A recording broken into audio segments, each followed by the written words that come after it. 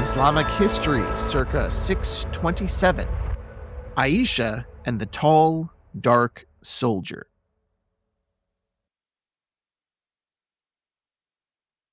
If you're a man and you marry a woman that is 44 years younger than you, there are a few benefits to this, such as she will still be young and attractive and even fertile, even as she's standing over your casket. So this is a lifetime thing for you. Of course, that's assuming, that you still want to father children at 80 years old. I suppose there's obvious benefits to that as well, because then you'll have a wife around to change your child's diaper and your diaper all at the same time. However, that brings us to some of the bigger drawbacks of this sort of arrangement, which are many, such as, just to pick one, you may die while your youngest child is learning to walk.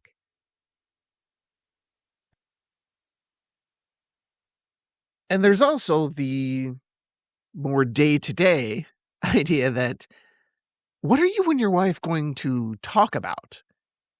I've often thought about what people in this situation would actually converse about. Day to day, this person you see all the time. What do you say to them? Now, I'm still not old enough to actually marry anyone with a Muhammad Aisha age difference, but still, I cannot imagine talking to a teenage girl for more than a few minutes without either rolling my eyes or just tuning them out as they talk about teenage girl things. I hated teen talk when I was a teenager. Now, how much could I really tolerate that as an old man? This kind of thing, this massive age gap, especially now in our time, when people mostly marry for love, it's uncommon for a reason. And it takes a very unique pairing to make this thing work. And in the case of Aisha, she was only 13. Maybe 14 at the time of the incident that we're about to go over here. Now, she may have been married for 4 years, but still, 13 years old. Few people today would think of her as a woman. And I'm sure even back in the day, there were plenty of people at the time who did not think of her as a woman either. At least in the primal sense. Now, this marriage was able to happen because technically a menstruating girl was a woman at the time. But without going into some unsavory details here, the primal markers of fertility would not be there at 13. And definitely not at 9 when they married. That's ridiculous. There is zero chance she resembled a woman. Now, the types of people who tend to find 13-year-old girls attractive, for the most part, I know where your mind's probably going. I'm not actually going there. The vast bulk of people who will find 13-year-old girls attractive are, for the most part, 13-year-old boys. And this is the big point here. It's not necessarily what Muhammad found attractive. That's its own minefield. We're not going into that right now. But for the purposes of this episode and this incident, I want you to think about how secure a man would feel in a relationship like this. And I would say the odds of a man feeling secure in such a relationship are very, very, very low, regardless of who that man actually is.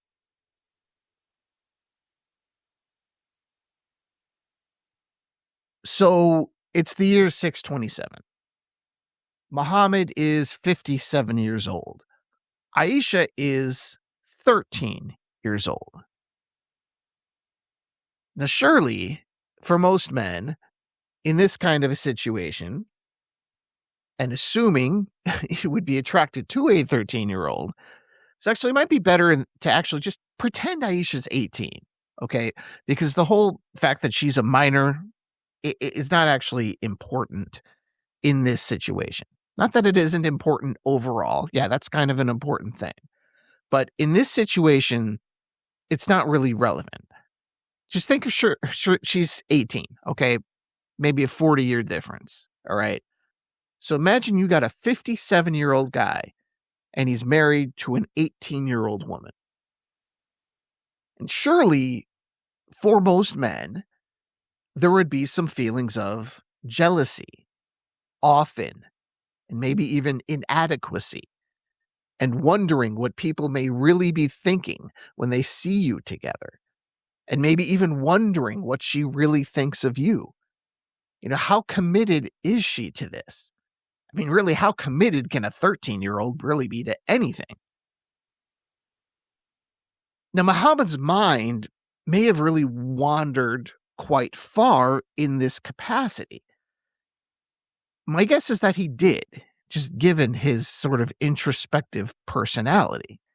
So, to kind of preview what's happening and to understand this whole episode, try to put yourself in his mind and with those honest thoughts that are shared with no one. What would they be? I think it would be something like, what does a 57-year-old man's body actually look like to a girl this age? Does she really find me attractive? And I'm not exactly showing her perfect love either. I mean, I'm Muhammad. I'm the prophet. I have tons of wives. And on top of that, at this point, and after all these battles, I also have female slaves that I have sex with. So what if she feels entitled to do something similar to what I'm doing? And really, can I actually blame her for that?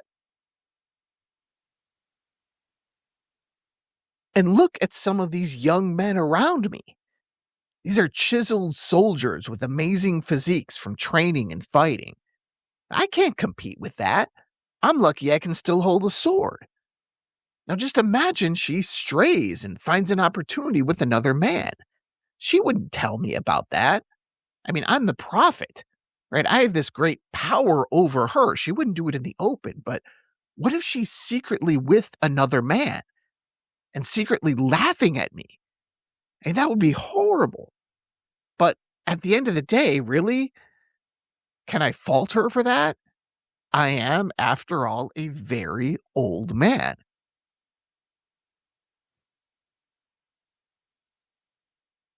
Now, I'm not saying Muhammad actually thought any of that.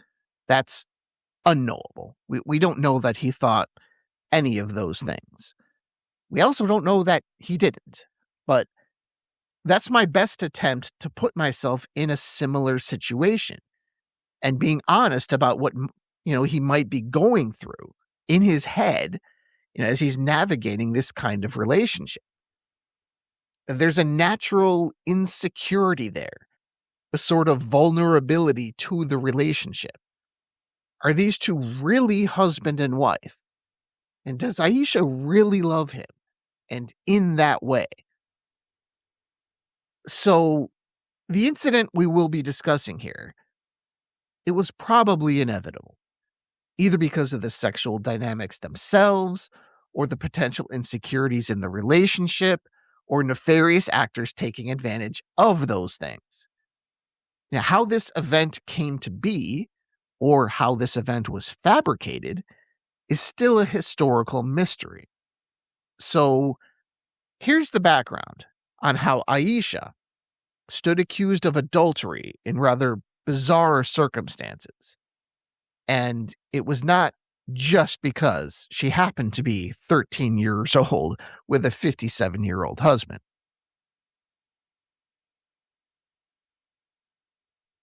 It all started after the Muslim campaign against the Banu al-Mustalik tribe. It's a tribe of herders who lived by the Red Sea. They were allegedly going to attack Muhammad, so the Muslims attacked them. Now, this was quite common, particularly in the later Medinan period. Muhammad was not shy at all about preemptive attacks against perceived threats. Now, for some reason, Aisha was actually brought along on this campaign. She wasn't the only one. There were some people decided to bring their families. Now, Aisha's presence, whether you think that was part of some underhanded plot or just a coincidence, that's up to you. But she was there. So the army, it camps for the night. And in a case of timing that is reminiscent of, in our world, a sitcom or perhaps a movie like Home Alone, Aisha, at the worst possible time, leaves the camp to look for a lost necklace. Now, while she is doing that, the rest of the caravan departs without her, apparently loading that box that they put on top of camels that apparently they thought she was in it, and she was not.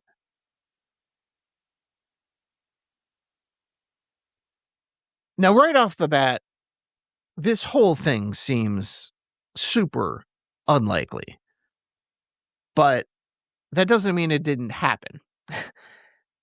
You live long enough, you get enough people together, crazy situations happen.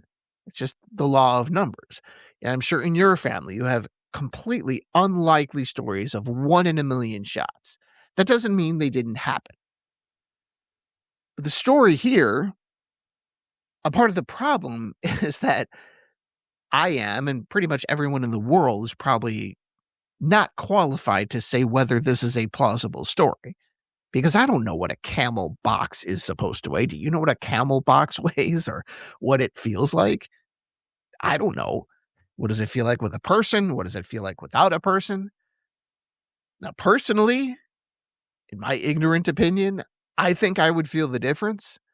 But this is something so far removed from my life experiences or even my imagination, I really couldn't tell you for sure. What does a 13-year-old girl even weigh? Like 100 pounds? Something like that? It seems like something you'd notice. Then again, how much does the box weigh? I don't know. The important thing, I think, is that this was an excuse those people believed. So I should probably believe it. If these desert camel people, this is a part of their everyday life. If they believed it, perhaps I should. But that's the story. So they pick up the box, they think she's in it, and she's not.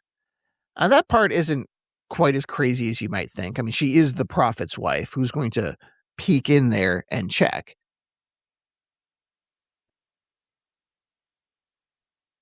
Anyway, the caravan leaves without Aisha.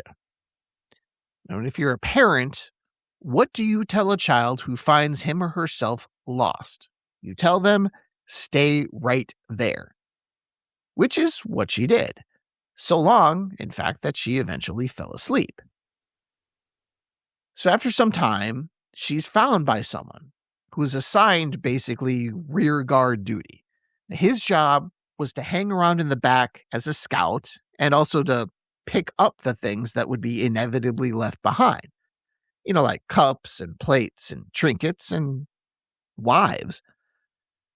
And this man, who was now in a very unfortunate situation, his name was Safwan ibn Mu'attal. He's a mysterious character that we still know very little about. He was a soldier, and he fought in some wars, and may have died in a battle long after Muhammad's death, or maybe he lived a long life. It's hilarious, actually, because based on these ultimate ends that historians give us, there's a 30-year gap in how old he may have been. So at this time, he was either 27 or 57.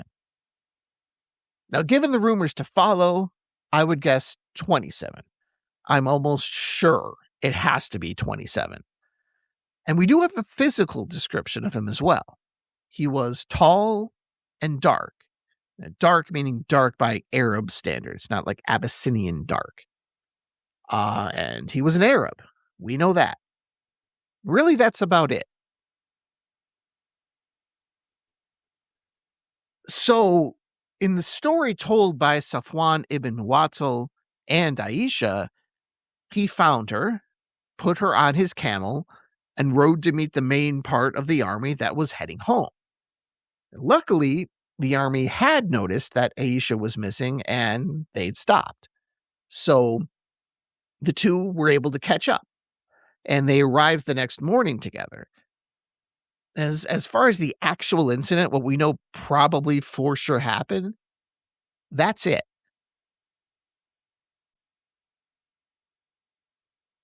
So Aisha makes it back to Medina, obviously, but she falls ill. And then she goes to her father's house. Remember, that's Abu Bakr. She goes to her father's for a month. And while she's there, the rumors start swirling like crazy. Now, often, and I think this incident is definitely a case of this kind of a timeless phenomenon. Something small starts to take on a life of its own. And it grows and it grows and it grows. And quite often when this happens, it's not an accident either, which is something you'll want to think about as this story goes on, about who you think may have been orchestrating this, if it was anyone at all. Because when these things happen, it kind of becomes a plug-and-play phenomenon for pre-existing agendas and prejudices. That's what allows the story to really take off. In my country, the Duke rape case is an excellent example of this. The story wasn't true, and it was very obvious looking back, but few were willing to admit it for years and years and years. Now, at the time, the priors fit, so the media just ran wild with this. I mean, the program was shut down and these boys were put through hell. Now, why? Not because they were guilty or even looked guilty. It was because the boys were rich and white. So, in the eyes of the media, they were guilty. Believe me, I was part of this media, particularly the sports media. This is exactly what happened, okay? The boys were rich and white, so they were bad. The victim was black and poor, so she was innocent. What gave this story legs was that it fit a preset narrative about racial oppression, and a narrative that was, and still is, very popular among Western cultural elites. And because that is the group that the news media represents, even more so back then than now, they ran with it. But this isn't something just unique to the modern world. This is a very old playbook. Only the players change. I mean, even in that situation, if that had happened 60 years earlier, the races would have been reversed. The result would have been probably much uglier too. But it's a similar dynamic because people don't change. Only situations change. If you live in any Western country, you've probably seen this phenomenon over and over and over again, particularly if you're a bit older. So this happens all the time, and it often has to do with powerful people who either have something to gain or want to advance an ideological agenda. The news does not become news because it is newsworthy. Newsworthiness is not a naturally occurring entity. It is a creation. And the reason it is created is to advance someone's interests. That can be noble or nefarious, but it will be someone's interests or a group's interests. And you probably have the same thing here. This wasn't an organized conspiracy, but different people with different agendas fanning the flames for their own purposes. Not all were completely nefarious, but even through time, you can guess who was pulling the strings behind the curtain as this began to develop. And for this incident, those who accelerated the scandal, or created it, really, there were four main people. So I'm going to talk about four people. But if there was a ringleader, it was person number one. In terms of culpability for this whole thing, it's not really a 1, 2, 3, 4. It's the first guy I'm about to mention. He's like 1, 2, 3, 4, 5, 6, 7, 8, 9, and 10. And the others are like distant in their contributions to this whole thing. The main player, the big player here was Ibn Ubay, Abdullah ibn Ubay. Now, if there was someone genuinely trying to spark a color revolution, so to speak,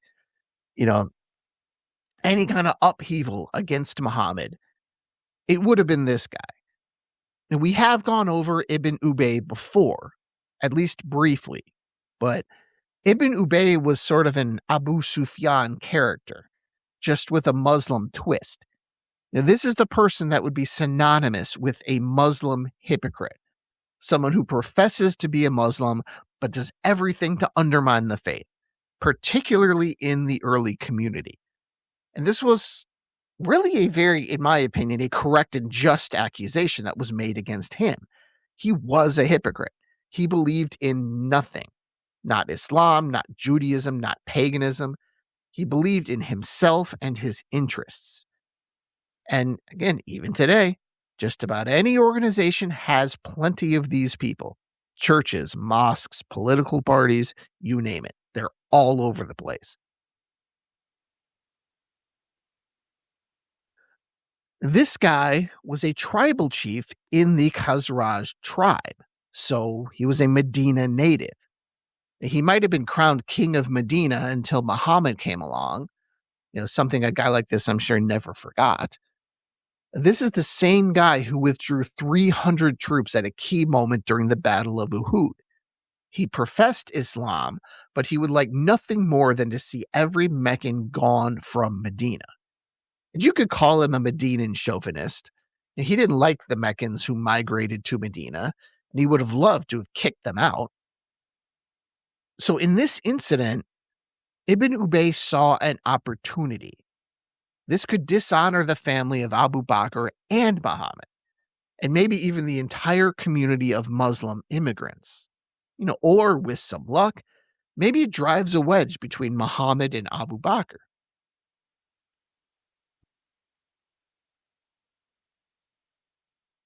So that's Ibn Ubay. And the second player in this is Hassan ibn Thabit. You may remember him from the Medina notebook and his alleged cowardice after the Battle of the Trench. Now, Hassan ibn Thabit was Muhammad's chief propagandist and poet, which for the culture at the time was basically the same thing. But being a propagandist himself, he was strangely unskeptical of this information as he received it, and sort of like a press secretary, in his zeal to defend Muhammad, he jumped on these rumors, probably thinking he was defending Muhammad by jumping on this rumor in the way he did. It didn't even occur to him, probably, that these rumors should actually be refuted, rather than amplified, because he basically went after who he saw as the enemies of Muhammad, most notably the man who was allegedly with Aisha. So he wrote poetry attacking Safwan, the man who had allegedly had sex with Aisha. And this was obviously a blunder. And perhaps Hassan meant well, but he went after Safwan hard. Here are some examples of the lines he composed against Safwan. He said, "O Safwan, did you have no sense, returning our mother alone in the wilderness?" The mother in this case being Aisha, who would be known as Mother of the Believers. Partly because in the end she had no children. He also said this, "You left people talking, for they saw you with the beloved in the darkness." And one more from O Safwan, What's with you and the one you carry off, the daughter of Abu Bakr, alone at night? It's possible Hassan had an ulterior motive, and it is sometimes presented that way, but if he did, I haven't found one. Hassan seems like a sincere believer, and appears to have sincerely repented of his actions later on. More on the repercussions of all this in the future, but I think his main mistake was conceding the fact that this happened and defending based on this, rather than saying, no, actually, that didn't happen.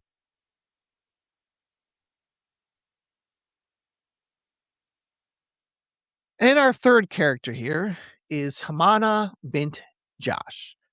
Now, if that name sounds partially familiar, she is the sister of one of Muhammad's wives, Zainab bint Josh. And that is the same Zainab bint Josh that was married to Zayd, Muhammad's adopted son, who divorced him and married Muhammad. Now, this was, if you recall, there's whole episodes on this. This was such a scandal at the time that they needed Quranic revelations to make it right with the community.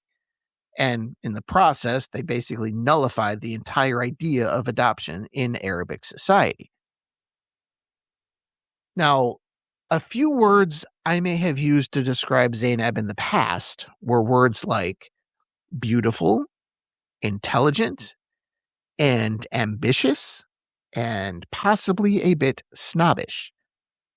This type of person is very, very likely to be involved in intrigue and to spread rumors and to use people to advance their aims against their enemies, real and perceived enemies. Enemies like, say, Aisha, who even at this time clearly has Muhammad's attention and is clearly his favorite wife. Now, Zainab would, as Muhammad's cousin and a woman he married for non-political reasons, she would have very much to gain should Aisha be labeled an adulteress.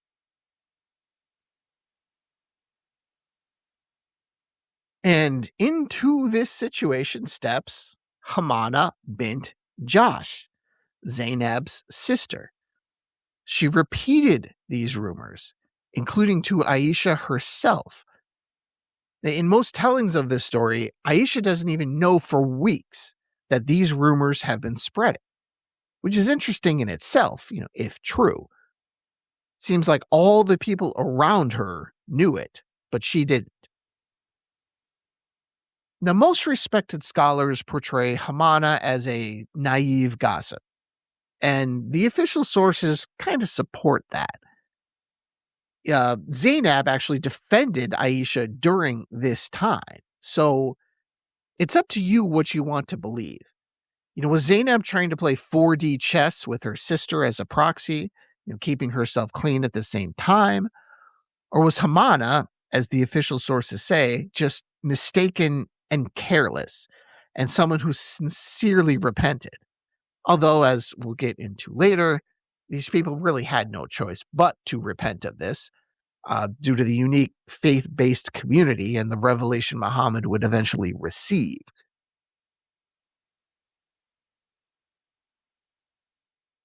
All right, last guy, Mistah ibn Uthatha.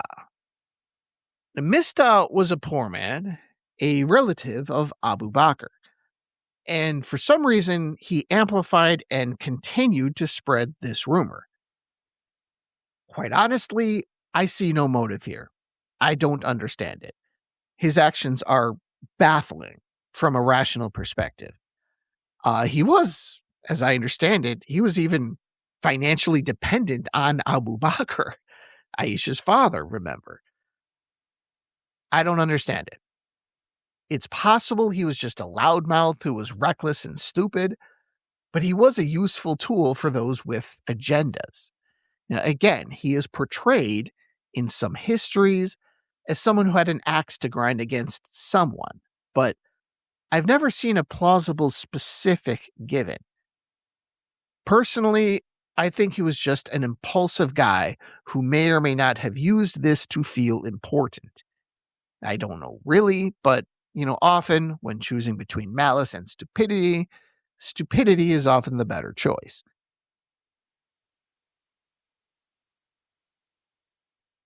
So, as these rumors spread, the Muslim community was divided, which must have delighted Ibn Ubay. Some sided with Aisha, and others thought the story may be plausible. And among the future rightly guided caliphs, there was even dissension. And Abu Bakr obviously defended his daughter, but Umar and Ali, they weren't so sure.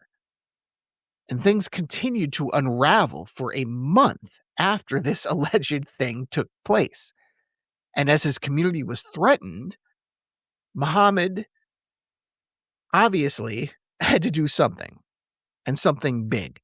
So he went to his usual ace in the hole. That would be God. There would be a revelation. And in this revelation, God would be choosing a side. Thank you, and I'll talk to you next time. Inshallah.